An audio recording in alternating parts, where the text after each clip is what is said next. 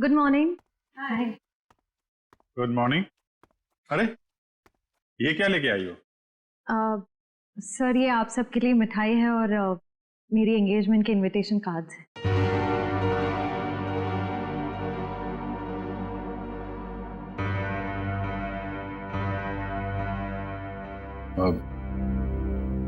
तारीख पक्की होगी?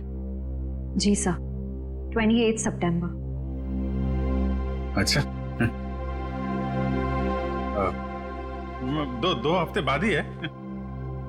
काफी तैयारी करनी होगी आपको तो।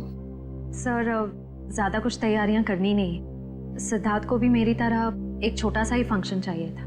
ये तो बहुत अच्छी बात है। Congratulation Shreya. Thank you sir. चलो मुंह मीठा कराओ। हाँ श्योर।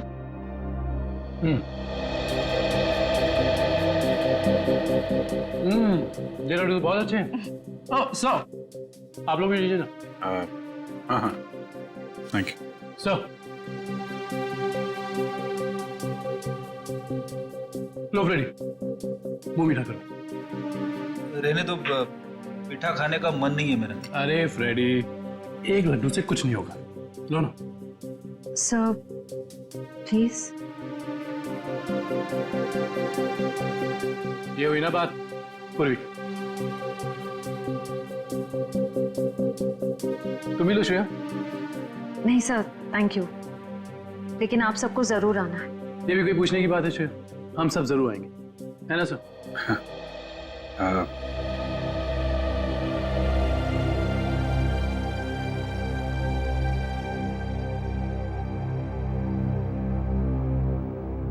सर आप आएंगे ना?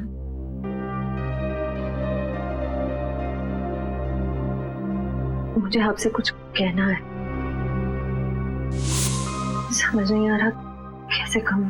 यार परेशान तो है वो। जब तुम बीती बातें भूल चुकी हो तो दया सर के बारे में बात करने से तुम्हें इतनी तकलीफ क्यों हो रही है?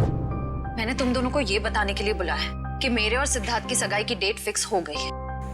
तुम ये शादी किसी दबाव में तो नहीं कर रही हो ना? क्या डेट फिक्स हुई है एंगेजमेंट की? 28 सितंबर। श्रेया ने जो फैसला लिया है उसके पीछे कोई तो वजह है, पर क्या वजह हो सकती है?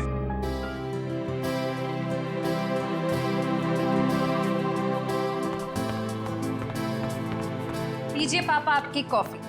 लाओ लाओ लाओ। बिल्कुल वैसी जैसे आपको पसंद है। गरम है आराम से।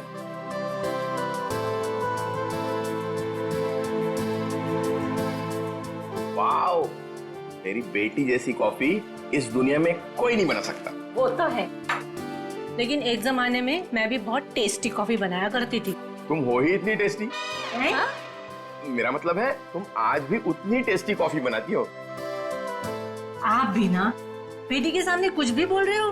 क्यों, क्या हुआ? श्रेया बेटा, तुम्हें कोई प्रॉब्लम है? नहीं पापा, मुझे कोई प्रॉब्लम नहीं है। ये देखो। ना आप खाइए, मैं देखती हूँ।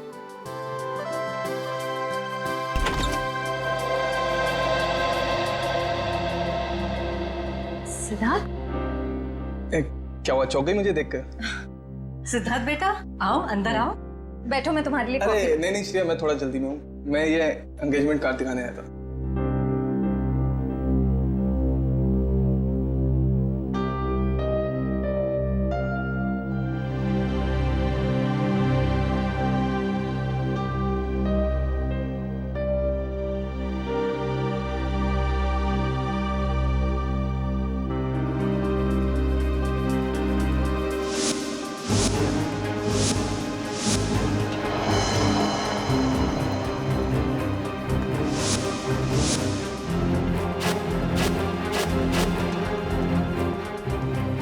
कैसा लगा डिजाइन? कार्ड पसंद नहीं आया? कोई बात नहीं, दूसरा बनवा लेंगे। नहीं, कार्ड अच्छा है।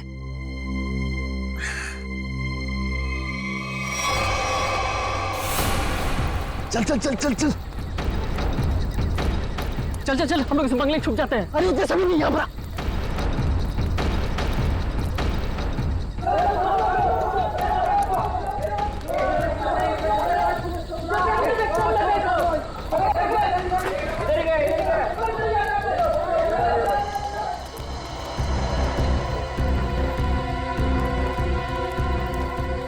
चल निकलते हैं यहाँ से।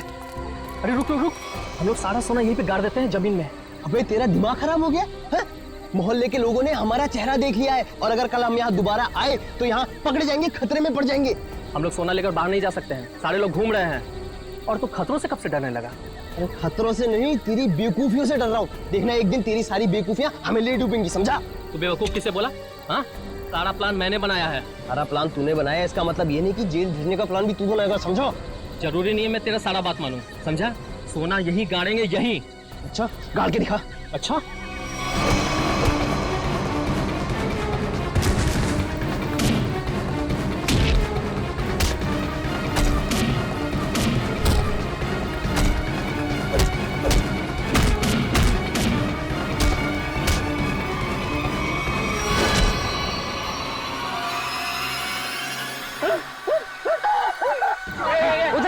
उधर से आवाज है। चल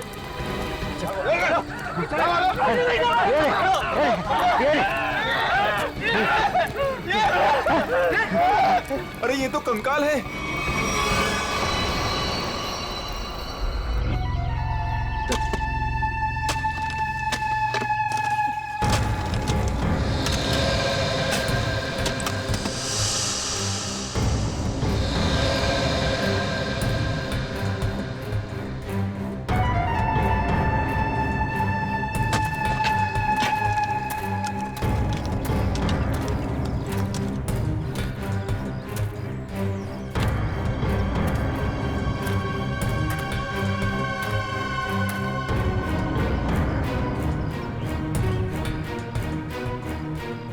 कैसा दिमाग होता है इन मुजरिमों का।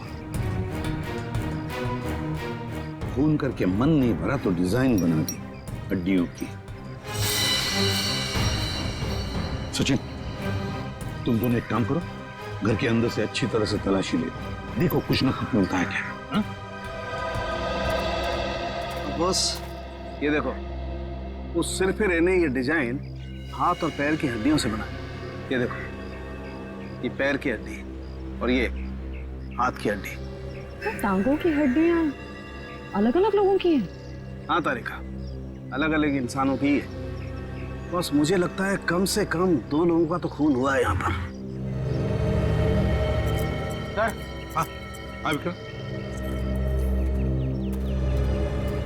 सर ये बाकी की हड्डियां मिल गई है, इन्हें यहाँ पे दफना के रखा गया था।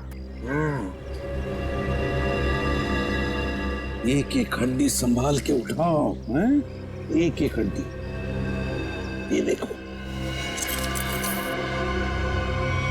तू जरा देखो, घर के अंदर कहीं खून के निशान मिलते हैं क्या?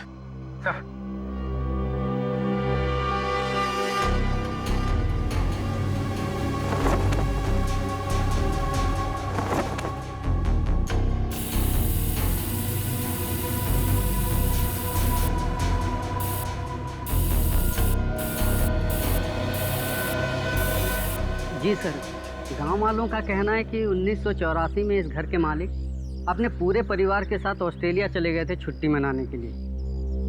कुछ दिनों बाद उनकी मौत की खबर आई वहां से। पूरी फैमिली समुंदर में डूब गई। अच्छा एक बात बताइए, ये इनकी मौत के बाद कोई घर का ख्याल व्याल रखने नहीं आया था? नहीं सर, दोस्तों और रिश्तेदारों को लगता था कि इस घर में कुछ आत्माएं। आत्मा? अच्छा, आप लोगों ने यहाँ पे आत्मा देखी है क्या? जी सर, कुछ परछाइयाँ दिखती रहती हैं अक्सर। हाँ, और कुछ ऐसी भयानक सी आवाजें भी आती है सर। हाँ? कैसी कैसी भयानक सी आवाजें? सर, कभी किसी के चीखने की आवाज, कभी किसी के रोने की आवाज आती है।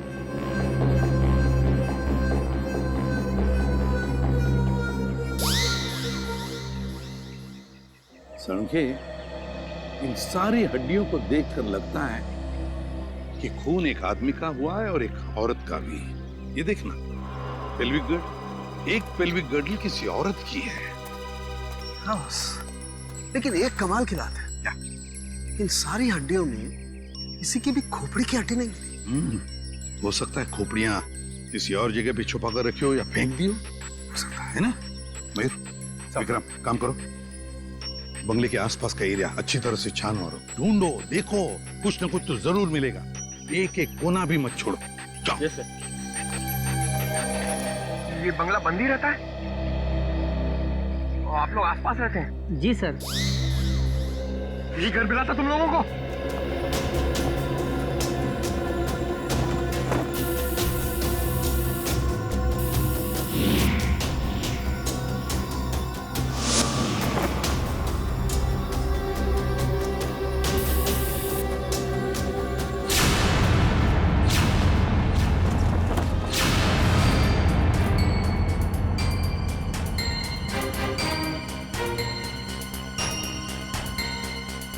सूखा हुआ खून। सर ये टेप रिकॉर्डर और ये प्रोजेक्टर मिला है। टेप रिकॉर्डर और प्रोजेक्टर और ये सूखा हुआ खून, इसका मतलब कोई ना कोई बहुत गहरा राज छिपा है इस बंगले के अंदर। सर सर खोपड़ी तो कोई नहीं मिली, मगर ये कार की चाबी मिली। कार की चाबी है ना, बड़ी अजीब बात। कार की चाबी है पर यहाँ पर कोई गाड़ी नहीं। एक आदमी एक औरत की हड्डियां हैं पर उनकी खोपड़ियां नहीं। फिर है क्या ये सारा चक्कर? और फिर किसने किया है ये? RAIMA, हड्डियों से रायमा लिखा है सर। रायमा लगता है किसी लड़की का नाम है ये। सर कहीं उसी लड़की का नाम तो नहीं जिसका हमें कंकाल मिला है? हो सकता है। सर अगर वो दो चोर लुटेरे वहाँ बंगले में छुपने के लिए नहीं जाते तो हमें कहीं पता ही नहीं चलता कि वहाँ दो मुर्दे गड़े हुए हैं। और ये भी पता नहीं चलता कि वहां पे एक आत्मा है। न जाने कितने साल पहले ये जुर्म हुआ है। और ताज्जुब की बात यह है सर कि खूनी ने लाशों को गाड़ा नहीं, बल्कि उनकी हड्डियों से ये डिजाइन बनाया। I mean, ये नाम लिखा रायमा। यहाँ पर से हमें कुछ चीजें भी मिली है ना, वो टेप रिकॉर्डर, प्रोजेक्टर और कपड़े। इन तीनों चीजों से हमें खूनी के बारे में बहुत कुछ पता चल सकता है। ज्यादा देर खुला नहीं घूमेगा ये खूनी। सर हमने उन सब चीजों को रिपेयर के लिए भेज दिया है। बहुत जल्द पता चल जाएगा कि हमारा शक सही था या गलत। और वो गाड़ी की चाबी जो हमें मिली थी, कीजो कार की चाबी। कीजो, अच्छा। तो फिर कीजो कार कंपनी से हमें पता चल सकता है। क्या आप हमें बता सकते हैं ये चाबी किस गाड़ी की है और ये गाड़ी आपसे खरीदी किसने? बिल्कुल बता सकते हैं। सबके इनिशियल पॉइंट में डालकर देखेंगे, फौरन पता चल जाएगा। आइए सर। एक मिनट, उससे पहले आप ग्लव्स पहन लीजिए। Thank you.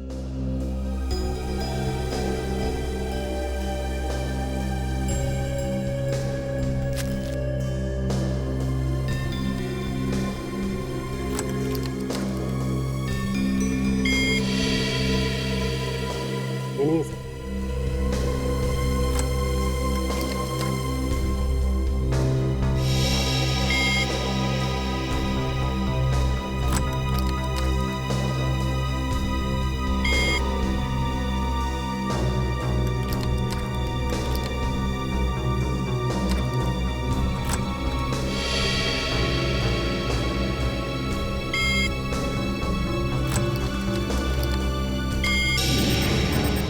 ये देखिए सर, मैच कर गई।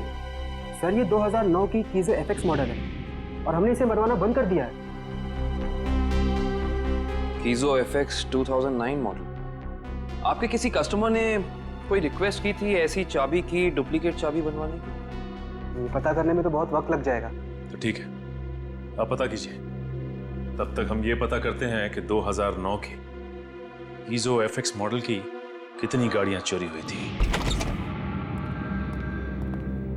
मिलिंद जी। जी सर। कुछ हो रहा है कि नहीं? सर मैं कोशिश तो कर रहा हूँ सर।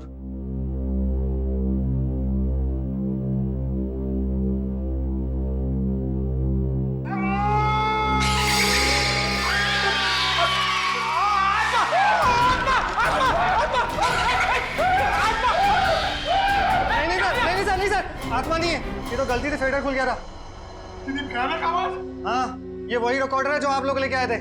उसी में से आवाज आ रही थी। सर, ये आत्माओं ने शॉर्टकट मारना शुरू कर दिया है। ये अपनी आवाज यूज नहीं करती है, इस टेप रिकॉर्डर में आवाज डाल के यूज करती हैं। पंकज, ऐसा भी हो सकता है कि वहां पे कोई आत्मा हो ही ना, कोई इंसान ही ये सब खेल खेल रहा हो। बिलिन जी। जी सर। आपको इस प्रोजेक्टर से क्या फुटेज मिला? हाँ सर, एक मिनट। हेलो रचना, तुम नीचे खड़ी हो? ओके, तुम वहीं रुको, मैं आता हूं। सर सॉरी सर, मुझे किसी काम की वजह से नीचे जाना पड़ रहा है। आप लोग ये रिमोट लीजिए ना, आप लोग फुटेज देखिए, पर सर जरा ध्यान से। ध्यान से क्यों? क्योंकि सर ये फुटेज कमजोर दिल वालों के लिए नहीं है।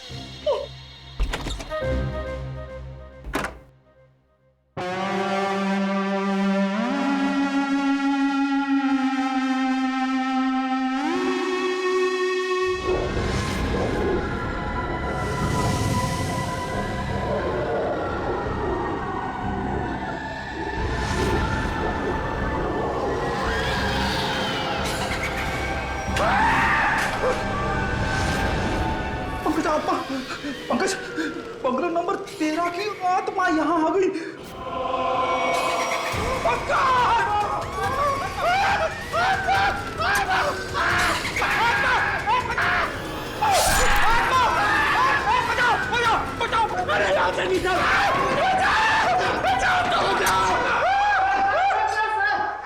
मैंने तो पहले कहा था सर, ये फुटेज कमजोर दिल वालों के लिए नहीं है। नहीं है। अरे आपको क्या इतनी सी फुटेज मिली थी? हाँ सर, अभी तो यही फुटेज मिली है। अरे ये क्या कम है? पता नहीं एसीपी साहब क्या कहेंगे ये फुटेज देखकर। आप उनसे ये मत कहना कि हम दोनों डर गए थे। सर मैंने तो उनको फोन करके सब कुछ बता दिया। हमारा अंदाजा सही निकला। ये खूनी इस प्रोजेक्टर के जरिए किसी को डरा रहा था, आत्मा बनकर। सर हो सकता है कि इस फुटेज का उन मुर्दों के साथ कोई लेना देना ही ना हो। I mean, लोगों में ये अफवाह फैली है कि इस बंगले में आत्मा है, तो हो सकता है कि ये पूरी फुटेज किसी ने किसी के साथ मजाक करने के लिए बनाई हो। नहीं श्रेया, नहीं, इन दोनों चीजों का जरूर एक दूसरे से कोई ना कोई संबंध है। ये डरावनी फुटेज उस खूनी के विकृत दिमाग में से ही निकली है। हाँ सर, किसी को डराने या मजाक करने के लिए कोई इतनी मेहनत नहीं करेगा। फुटेज में ये जो आत्मा है इसे प्रोफेशनल तरीके से फिल्माया गया है, स्पेशल इफेक्ट्स के साथ, जैसे फिल्मों वगैरह में होता है। और इस फुटेज को देख के लगता है सर कि खूनी को स्पेशल इफेक्ट्स का काफी ज्ञान है, या फिर हो सकता है उसने ये फुटेज किसी स्पेशल इफेक्ट स्टूडियो में बनवाई है। हाँ बिल्कुल सही, ऐसा ही हो सकता है। तो शहर में जितने भी स्पेशल इफेक्ट्स के स्टूडियोज हैं, सब में जाकर के पता लगाना पड़ेगा। आइए सर, ये बलविंदर है, वो गाड़ी की चाबी इन्हीं की थी। क्या बात है सर, मुझे यहाँ क्यों बुलाया गया है? हमें आपकी गाड़ी की चाबी मिली है। कहाँ से सर? उन्नति नगर, बंगला नंबर 13। ये एड्रेस कुछ जाना पहचाना लग रहा? नहीं सर। नहीं? रायमा नाम सुना है पहले कभी? बिल्कुल नहीं सर। मगर सर इसका मेरी गाड़ी से क्या लेना देना है? आपकी गाड़ी है कहाँ? सर वो तो कई सालों से गायब ही है। कब से? 5 जुलाई 2011। दरअसल मेरा टैक्सी का बिजनेस है। मेरी कंपनी का नाम है बलविंदर एंड कंपनी। मेरा ड्राइवर प्रीत उस दिन गाड़ी लेकर न जाने कहाँ गायब हो गया। तब से लेकर आज तक मेरी गाड़ी का कोई अता पता ही नहीं है सर। और उस ड्राइवर का? अस्पताल से फोन आया था कि उसे वहां भर्ती किया गया है। मैं उसे वहां देखने गया था। उसकी हालत बहुत खराब थी सर। आग लगने की वजह से उसका थोड़ा शरीर जल गया था। रहता कहाँ ये तुम्हारा ड्राइवर? सर आजकल वो मानसिक चिकित्सालय में है। सर वो बहुत गहरे सदमे में है। मानसिक चिकित्सालय? कौन से हॉस्पिटल में है वो? सर पूना से 50 किलोमीटर आगे एक स्टेट मेडिकल सेंटर है, वहीं पर है। State medical centre?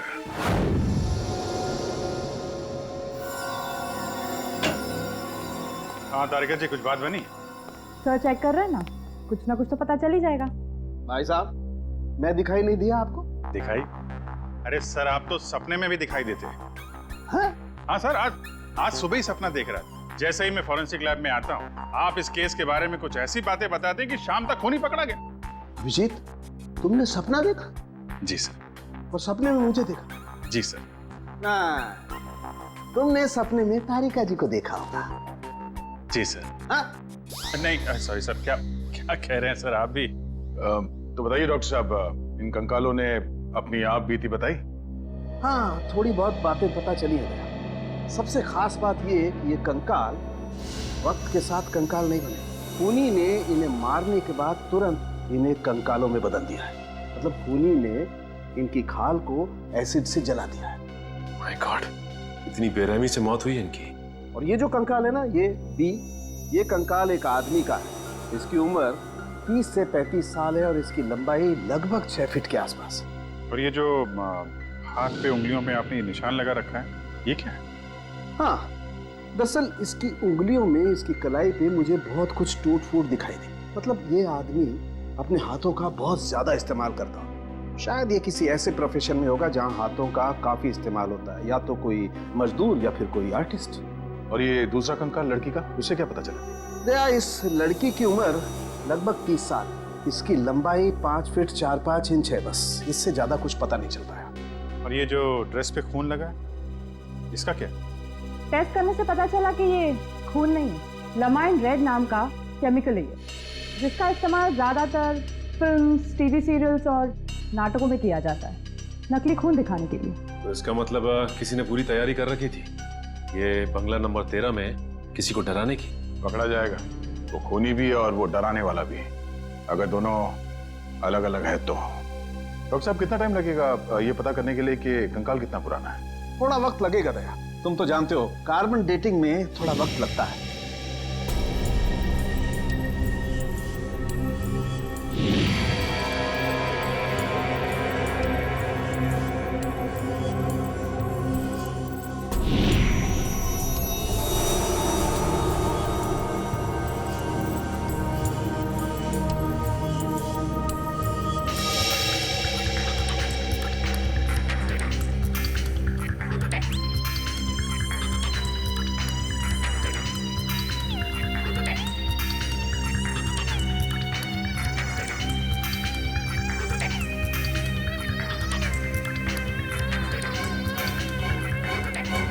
गुड, अब गणित शुरू हो गई है। अब पता लग जाएगा दरअसल इन लोगों की मौत कब हुई थी। सर, मुझे लगता है इन दोनों को एक साथ ही मारा होगा।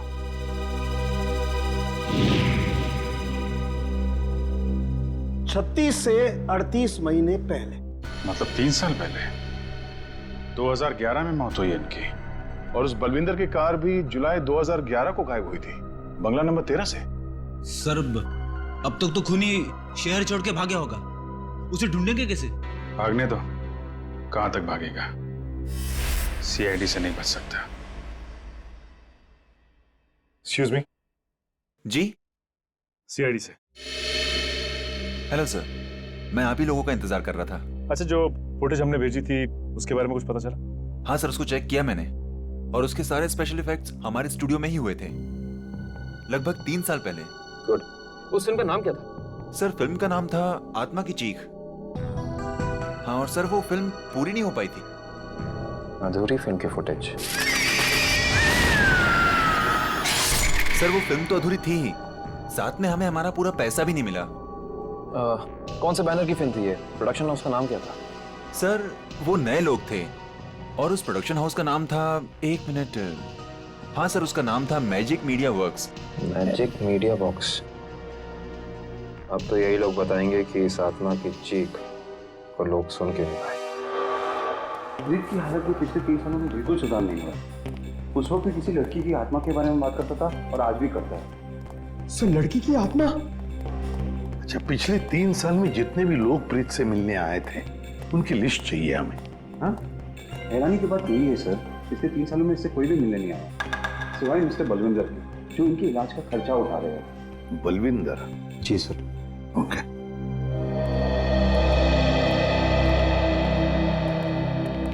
प्रीत, ये सीआईडी ऑफिसर्स है, ये तुमसे कुछ बात करना चाहते हैं। सीआईडी? ये सीआईडी क्या होता है? सीआईडी का मतलब है दोस्त। और प्रीत, दोस्त किसे कहते हैं? जो अपना सुख दुख दूसरे दोस्त के साथ बांटता है ना? और हम सब तुम्हारे दोस्त हैं, तो अब तुम हमसे तुम्हारे सुख दुख बांटोगे ना? ठीक है दोस्त। देखो प्रीत, अब मैं तुमसे कुछ कहूंगा, कुछ पूछूंगा, इन सब चीजों का बड़े शांत दिमाग से मुझे जवाब देना। याद करो, जुलाई महीना 2011, तुम उस रात बंगला नंबर 13 में गए थे 2 लोगों को लेकर। हाँ, 2011 बंगला नंबर 13। बंगला नंबर 13, क्या हुआ था वहां पर? तुम लोग मेरे दोस्त नहीं हो, तुम लोग मेरे दोस्त नहीं हो। राइमा ने भेजा है ना तुम लोग को मुझे मारने के लिए। राइमा ने भेजा है ना? नहीं, राइमा ने नहीं भेजा है। हम लोग दोस्त हैं तुम्हारे। हाँ, पक्का? बिल्कुल पक्का, राइमा ने नहीं भेजा है हमें। अब बताओ, क्या हुआ था उस रात उस बंगले में? हा? बंगला नंबर 13। एक आदमी और औरत ने पैसे दिए थे मुझे उन्हें वहां ले जाने के लिए। ये क्या? राइमा चीख रही है, राइमा चीख रही है, मुझे मार देगी, मुझसे बदला लेना चाहती है। राइमा तुम्हारे पीछे है। ये बात करने की स्थिति में नहीं है अभी। आई एम सॉरी डॉक्टर साहब, दो मिनट और। सॉरी, मैं आपके केस के लिए मैं अपने पेशेंट की जान खतरे में नहीं डाल सकता। Please cooperate. ठीक है, मुझे मार देगी, मुझसे बदला लेना चाहती है। अभिजीत, एक बात तो पक्की है कि उस रात प्रीत बंगला नंबर 13 में एक आदमी और एक औरत को लेकर गया था, और हमें जो कंकाल मिले हो शायद उसी आदमी और उस औरत के हो। हाँ सर, ये आत्मा वाला ड्रामा करके उनको डराया, मार डाला, फिर सर अलग कर दिया ताकि पहचान ना हो सके। सर, ये प्रीत बार बार राइमा आ रही है ऐसा क्यों बोल रहा है? कहीं राइमा जिंदा तो नहीं? इस बात का तो पता लगाना ही पड़ेगा कि प्रीत की बातों में कितनी सच्चाई है और कितना भ्रम। लेकिन एक बात तो पक्की है, इस राइमा का इस केस के साथ कोई ना कोई संबंध जरूर है। इस राइमा की कुंडली निकालो। राइमा,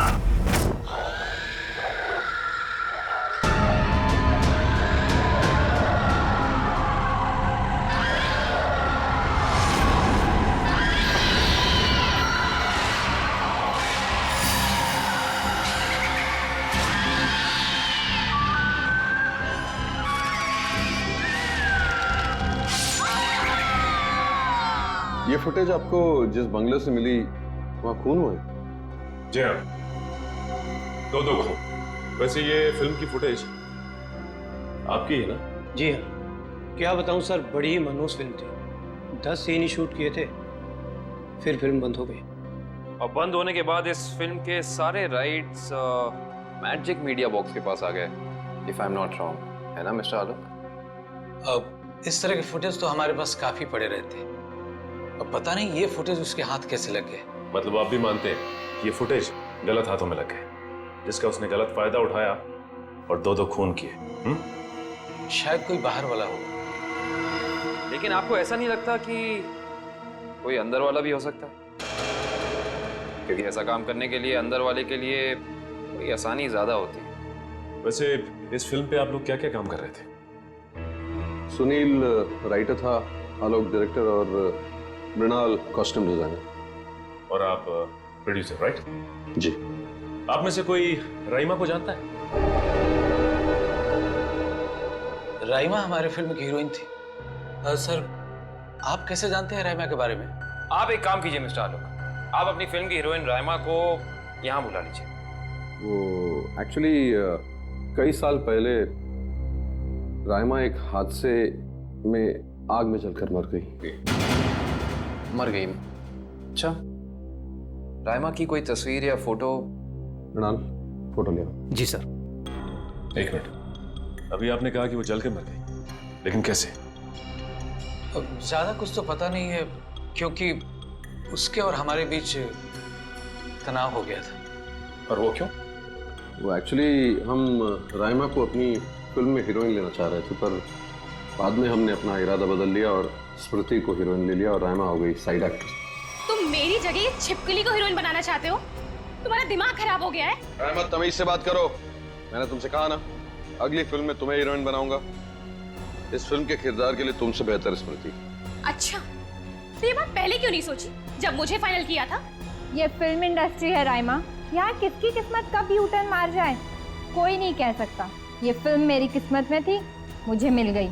इंतजार करो, सिर्फ इंतजार। एक दिन तुम्हारी जिंदगी ऐसी दिशा में चली जाएगी जिसका अंत गहरी खाई में होगा, समझे तुम? क्या तुम मुझे धमकी दे रही हो? धमकी ही समझ लेना। राइमा रुको, राइमा। सूरज गया था राइमा को मनाने के लिए, लेकिन कोई फायदा नहीं। एक हफ्ते बाद खबर आई कि एमजे स्टूडियो में आग लगी है और राइमा की मौत हो गई। मुझे अफसोस है, अगर राइमा हमारी फिल्म की हीरोइन होती तो शायद ये दुर्घटना ना होती और आज वो जिंदा होती। आलोक जी, आप एक काम कीजिए, आप अपनी फिल्म की नई हीरोइन स्मृति, उनको यहाँ बुलाइए। मैंने उसे कॉल किया था, उसका फोन लगा नहीं, और आर्ट डायरेक्टर विराज का भी वो फोन डेट बता रहा था। विराज और स्मृति से मिलना पड़ेगा। सर, ये रहे फोटो। ये है राइमा। राइमा ने स्मृति को धमकी दी, उसके बाद राइमा खुद मारी गई। तो फिर ये खून कर कौन रहा है? इसका जवाब तो अब विराज और स्मृति से मिलकर ही पता चलेगा। मैंने पता किया, ये विराज और स्मृति इस ब्लू रोज प्रोडक्शन हाउस में काम कर चुके हैं। गुड निकल, इससे पूछते हैं। अरे सुनिए भाई साहब जी, ये विराज शंकर है, आर्ट डायरेक्टर है, काफी टीवी में और फिल्मों में सेट लगाए हैं इन्होंने। इन्हें पहचानते हैं आप? नहीं सर, मुझे नहीं मालूम। जी, आगे पूछते हैं। एक्सक्यूज मी, हम लोग सीआईडी से। जी, आप विराज शंकर को जानते हैं? विराज शंकर? हाँ सर, मैं जानता हूँ। वो बेचारे बहुत कर्जे में थे, पर फिर पता नहीं क्या हुआ उनका। उनका कोई एड्रेस, कोई पता? सर, इस बारे में कुछ ज्यादा तो पता नहीं है, लेकिन उनका ऑफिस कहीं अंधेरी में है। अच्छा, ये फोटो को ध्यान से देखिए। स्मृति ये फिल्मों में काम करती है, पहचानते हैं आप इन्हें? जी हाँ, इनकी बंद फिल्म के बाद इनको कोई प्रोड्यूसर फिर से रिलॉन्च करना चाहते थे, लेकिन सर ये पता नहीं क्यों बदकिस्मती से ये 2011 में अमेरिका चली गई और उसके बाद फिर लौट के आए हैं। ये स्मृति का कोई अता पता जहाँ हम उनसे मिल सकते हैं? हमें तो नहीं पता, पर उस एजेंसी पर उसका पुराना एड्रेस होगा जहाँ पर उन्होंने चमकार वॉशिंग पाउडर का विज्ञापन किया था। ठीक, थैंक यू। ज्यादा एजेंसी से स्मृति के घर का पता निकलवाते हैं।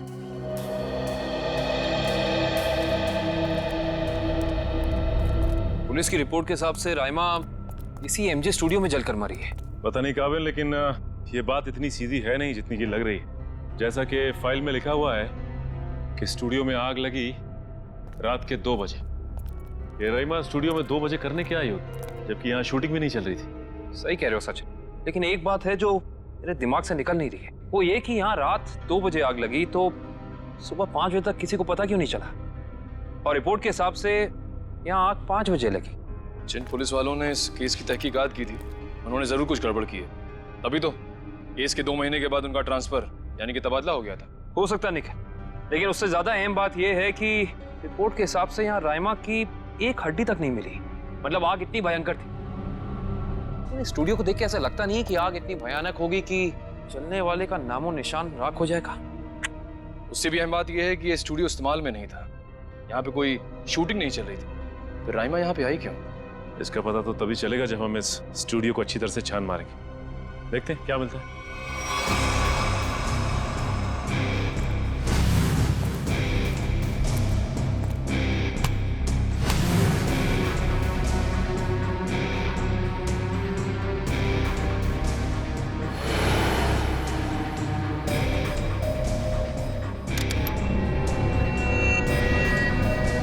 ये देखो, जली हुई गन।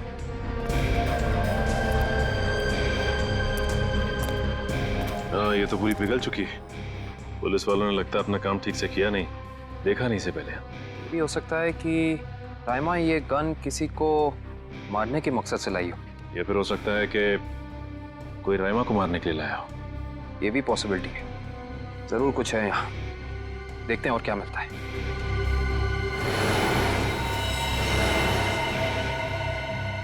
सर, कंकाल। एक मिनट, देखिए जरा संभाल संभाल। करण, शीट लैंप।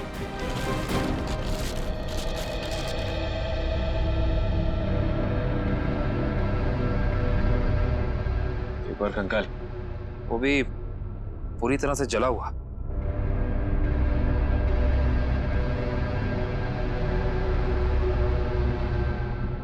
बॉस, इसकी पेल्विक गर्डल से पता लगता है कि ये कंकाल किसी लड़की का है। सर, कहीं ये कंकाल राइमा का तो नहीं है?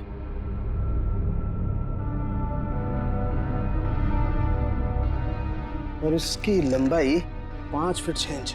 और राइमा की लंबाई 5 फुट 3 इंच। इससे साफ पता चलता है कि ये कंकाल राइमा का नहीं बल्कि किसी और का है। केस सुलझने की बजाय और उलझता चला जा रहा है। एक बात और, हम लोगों को यहाँ जली हुई गन जरूर मिली है, लेकिन इस लड़की की मौत गोली लगने की वजह से नहीं, इस लड़की की मौत जलने की वजह से ही हुई है। देखो ढूंढो और कुछ मिलता है क्या।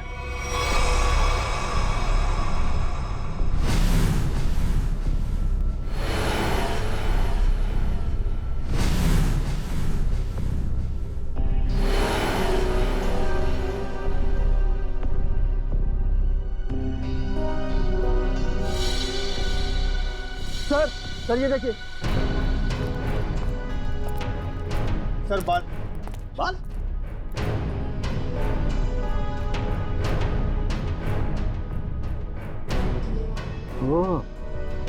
सर ये तो इसी लड़की का बाल लगता है, या तो मरने वाली का या फिर राइमा का। ये किसका बाल है ये तो डीएनए के बाद ही पता चलेगा। सर ये अरुण है, विराज जी के वर्कशॉप के इंचार्ज। जी, आपको कुछ बनवाना था? जी हाँ, हथकड़ी बनवानी है। हथकड़ी? मैं कुछ समझा नहीं। हाँ, अपनी बनाई हुई हथकड़ी खुद अपने हाथों में पहनेंगे तो थोड़ा दुख कम होगा। अब समझ में आया, इतने सालों के बाद ख्याल आया आपको कर्ज के रुपयों का। कर्ज के रुपए? हाँ, इसीलिए तो आप उन्हें ढूंढ रहे हैं, क्योंकि वो लोगों से लिया हुआ कर्ज वापस नहीं कर पाए। नहीं मैडम, हमारा यहाँ आने का मकसद कुछ और है। विराज को बुलाई, कहाँ है वो? ये तो कोई भी नहीं जानता। कर्जदारों से परेशान होकर आज से 3 साल पहले जुलाई 2011 में न जाने कहाँ गायब हो गए। जुलाई 2011? सर 5 जुलाई 2011। सर मुझे लगता है कि इस विराज के भागने की वजह कर्जा नहीं कुछ और है, जिसका कुछ ना कुछ संबंध उन कंकालों के साथ जरूर है। मुझे तो लगता है उनमें से एक कंकाल विराज का है। याद है सारुण के साहब ने कहा था, आदमी वाला कंकाल किसी मजदूर या आर्टिस्ट का है जिसने जिंदगी भर अपने हाथों से बहुत काम लिया है। और हो सकता है सर शायद वो दूसरा कंकाल स्मृति का हो। ये विराज के परिवार वाले कहाँ रहते हैं? सर जहाँ तक मुझे पता है उनके परिवार में कोई और है ही नहीं। विराज अकेले ही थे? जी सर। चीज मिल जाती डीएनए सैंपल के लिए तो कंकाल वाला राज खुल जाता है। ये सारी पेंटिंग उन्हीं की है ना? जी सर। देखो जरा।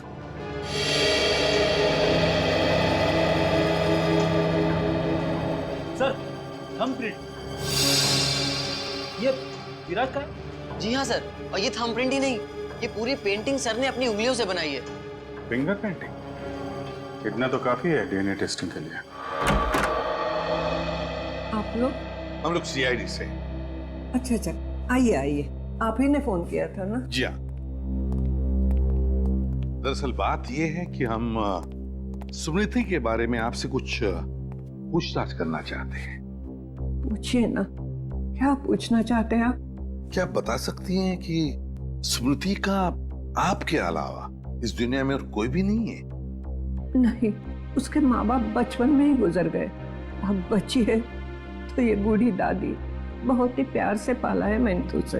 ये स्मृति अचानक अपना फिल्मी करियर छोड़कर अमेरिका क्यों चली गई? वो कभी किसी को कुछ नहीं बताती थी, हमेशा अपना मन का करती थी। उस दिन भी उसके मैनेजर का फोन आया, कह रहा था कि मैडम किसी विज्ञापन की शूटिंग के लिए अमेरिका जा रही है।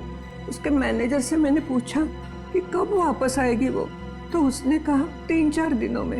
लेकिन पूरे 3 साल हो गए, अब तक उसका कुछ पता नहीं, कुछ पता नहीं। कब की बात है ये, कुछ याद है आपको? कैसे भूल सकती हूँ, 5 जुलाई 2011। सर वो कंकाल भी 3 साल पुराना है सर, कहीं वो। सर कम से कम इतना तो पता कर लो, मेरे बच्चे के साथ हुआ क्या? नहीं वो इस दुनिया में है भी या नहीं? जब तक इस राज का बोझ मेरे दिल पर रहेगा, मैं इतना चैन से जी पाऊंगी, न मर पाऊंगी। देखिए, मैं आपसे वादा करता हूं कि सच क्या है इसका हम पता लगा लेंगे। प्लीज आप अपना ख्याल रखिए, ठीक है?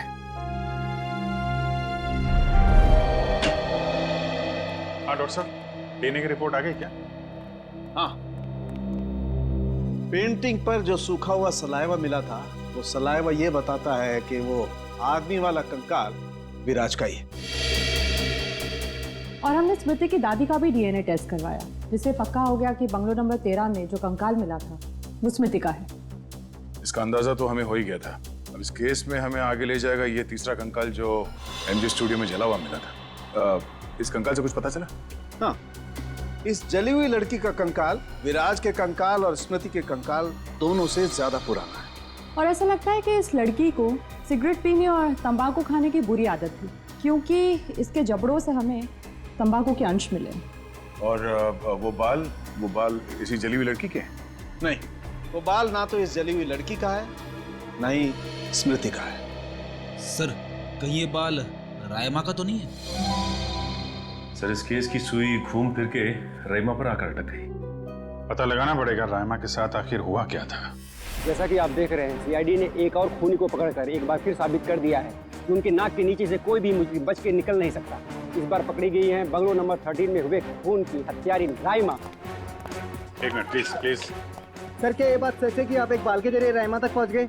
देखिए, इस वक्त हम आपके सवालों का जवाब नहीं दे सकते। जल्दी जब हम प्रेस कॉन्फ्रेंस लेंगे तब आपको सब बता देंगे। ओके, ठीक है? चलिए हटिए, अब जाने दीजिए। चलो हटिए। रायमा जी, आपने उन मासूम लोगों को क्यों मारा? क्या वजह थी इसके पीछे? रायमा जी, रायमा जी, प्लीज पीछे हटिए, प्लीज। रायमा जी,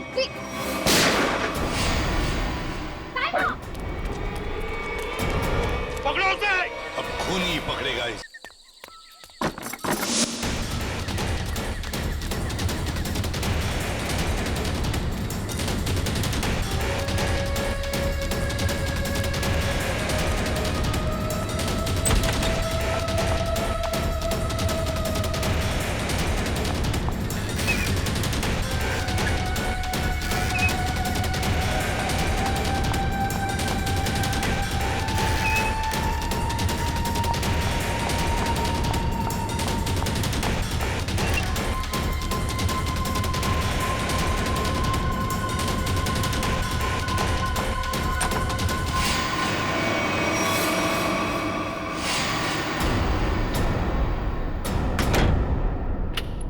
बस, बहुत हो गया, अब कुछ नहीं हो सकता। बाहर आ जाओ। ये कहानी इसी घर से शुरू हुई थी और खत्म भी इसी घर में होगी, आज ही।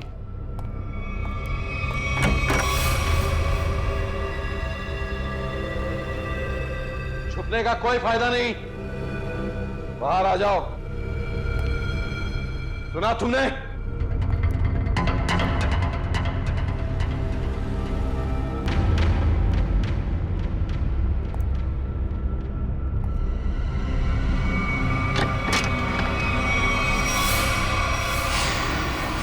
बहुत हो गया नकली रायमा बनने का नाटक। पर come on, move.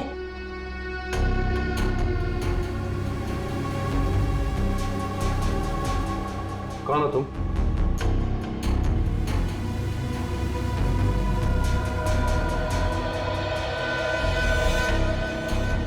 CID office, पूर्वी। सीआईडी?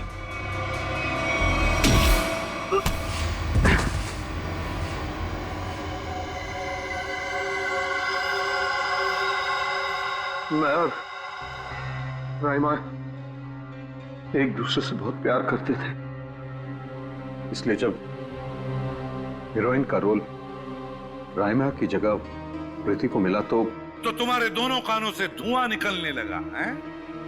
हाँ, हम स्मृति को सबक सिखाना चाहते थे, इसलिए हमने उसके अतीत के बारे में रिसर्च शुरू की।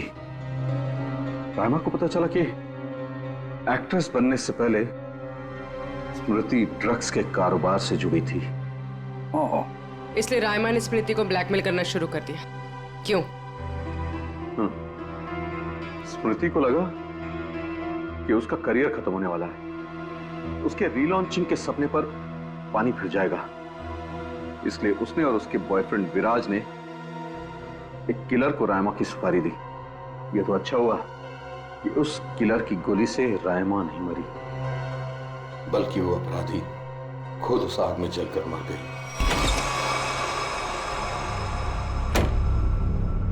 विराज, स्मृति, कहाँ हो तुम दोनों?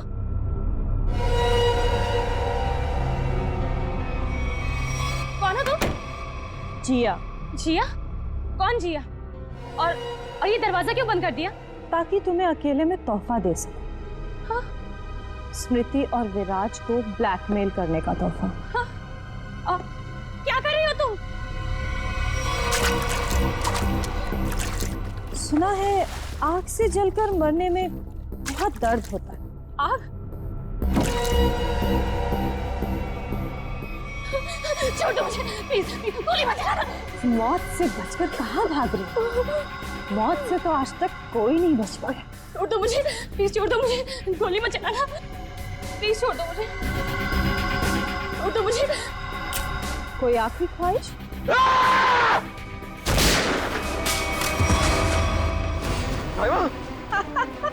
रायमा, मैं तुम्हें कुछ नहीं होने दूंगा। मैं तुमसे बहुत प्यार करता हूँ, मैं तुम्हें कुछ नहीं होने दूंगा रायमा। अब तुम दोनों को मुझसे कोई नहीं बचा सकता। सब फाइनल गुड बाय।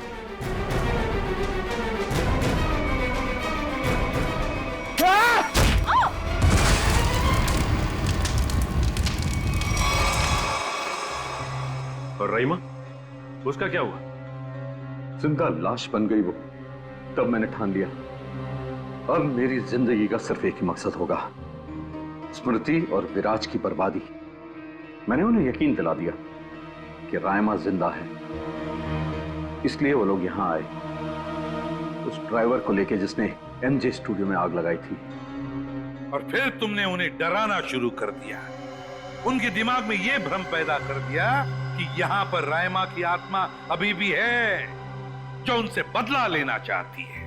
हाँ, और फिर उन्हें मार डाला और उनका सिर काट के अपने साथ ले गए, ताकि अगर कभी उनकी लाश मिलती भी है तो उन्हें कोई पहचान ना सके। बेवकूफ हो तुम, बेवकूफ। अगर कानून की मदद लेते तो उन दोनों को वैसे ही सजा होती, मगर नहीं, तुमने कानून को अपने हाथों में लिया, उन दोनों को बेरहमी से मार डाला। और रायमा, उसका क्या? कभी सोचा तुमने? बेचारी की जिंदगी का फैसला तो अब कानून करेगा, लेकिन तुम्हारा फैसला तो हो ही गया, समझ लो। तुम्हें तो फांसी होगी, फांसी।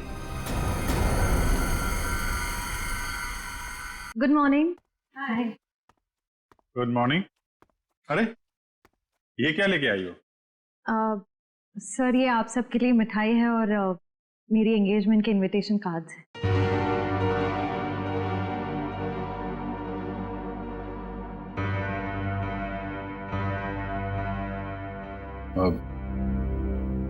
तारीख पक्की होगी? जी सर, 28 सितंबर। अच्छा, दो हफ्ते बाद ही है। काफी तैयारी करनी होगी आपको तो। सर, ज्यादा कुछ तैयारियां करनी नहीं, सिद्धार्थ को भी मेरी तरह एक छोटा सा ही फंक्शन चाहिए था। ये तो बहुत अच्छी बात है। Congratulation Shreya. Thank you sir. चलो मुंह मीठा कराओ। हाँ श्योर।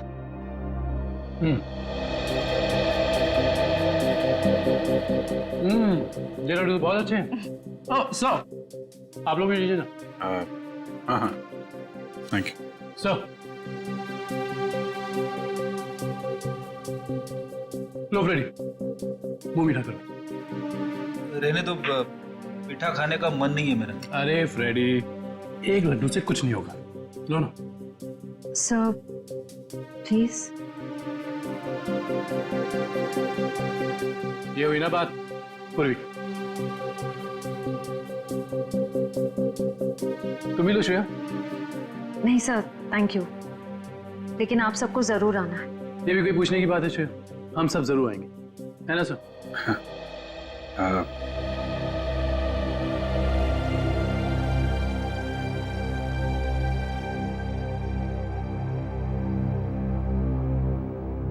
सर, आप आएंगे ना?